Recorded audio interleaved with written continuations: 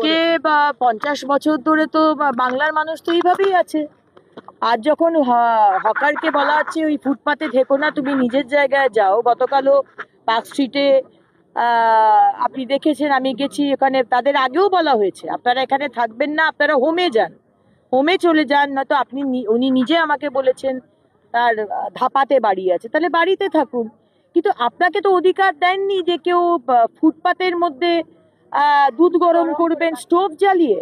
আপনি তো নিজের বিপদ ডেকে আনছেন, বাকি সমস্ত যারা পথচারী যাচ্ছেন পেডেস্ট্রিয়ান তার বিপদও ডেকে আনছেন। আর এক গামলা দুধ তো আর একটা 6 মাসের বাচ্চা খেতে পারবে না। এটা এক গামলা দুধ নিশ্চয়ই বাচ্চার জন্য ছিল না। বিরোধীরা বলছে যে বাচ্চার দুধ ফুটছে, আপনি এরকম করে এসে বলছেন। আরে বাচ্চার দুধ ফুটলেও বলবো, খিচুড়ি হলেও বলতাম, পকোড়া হলেও বলতাম। রাস্তার মধ্যে পেডেস্ট্রিয়ানে যাবার জায়গায় একটা ছোট্ট শিশু 6 মাসে সে পেডেস্ট্রিয়ানে ফুটপাতের মধ্যে হামাগুড়ি দিচ্ছে, পাশেই হচ্ছে রাস্তা, ফ্রি স্কুল স্ট্রিটের মতো একটা বিজি রোড। আজকে অ্যাক্সিডেন্ট হলে তো আপনারাই বিরোধীরা যারা আছেন আগুন জ্বালিয়ে দেবেন আর সরকারকে তুলোধনা করবেন। তাই এখানে ভালো কাজ করতে গেলে অনেক বাধা আসছে, এই বাধা দিচ্ছে টিএমসি এবং সিপিএম।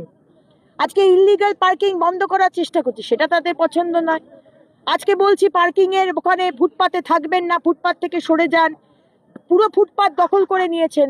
মা বাচ্চাকে স্কুল থেকে নিয়ে আসছে, রাস্তা দিয়ে হাঁটছে, অ্যাক্সিডেন্ট হচ্ছে। সব থেকে বেশি মৃত্যু হচ্ছে পশ্চিমবঙ্গে অ্যাক্সিডেন্ট থেকে। সেখানে বলতে গেলে সেখানে আমরা খারাপ হচ্ছি, তো করবোটা কি? আপনি আজকে 200 বছরের কথা বলছেন, 200 বছরের বাড়ি নোটিশ দেওয়া হচ্ছে, হচ্ছে না। আমি যেই বুলডোজার দিয়ে খালি করতে যাব, অমনি আপনারা বলবেন কেন বুলডোজার দিয়ে খালি করা হচ্ছে। তো এখানে ইললিগাল কাজটা লিগাল করে দেওয়া হয়েছে। যে যা খুশি করেছে এই 50 বছর। আজ যখন শুভেন্দু অধিকারীর সরকার একটু স্ট্রিমলাইন করার চেষ্টা করছে, একটু ভালো করার চেষ্টা করছে, সবার জন্য ভালো। ফুটপাতে তো শুধু আমি হাঁটবো না, ফুটপাতে তো আমরা সবাই হাঁটবো। ইললিগাল পার্কিং এ তো আপনাদেরও অসুবিধে। আমরা একটি পার্কিং আনছি, অনলাইন পার্কিং।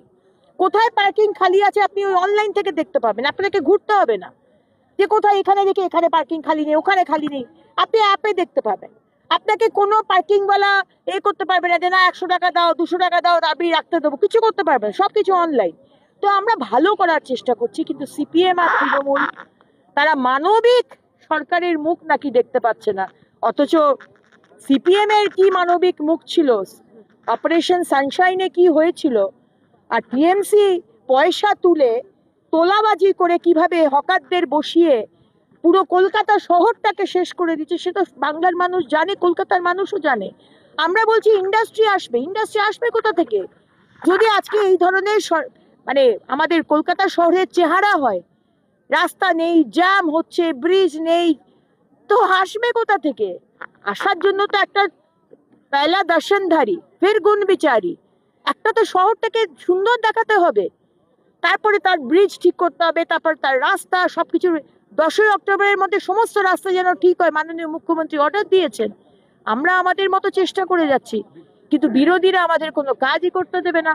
তারা বাংলাকে যেভাবে 100 বছর পিছিয়ে দিয়েছে, তারা চায় যে শুভেন্দু অধিকারীর সরকারও আবার 100 বছর পিছিয়ে দেওয়া হোক। কোনো কিছু করতে গেলে সঙ্গে সঙ্গে সেখানে বাধা দেওয়া।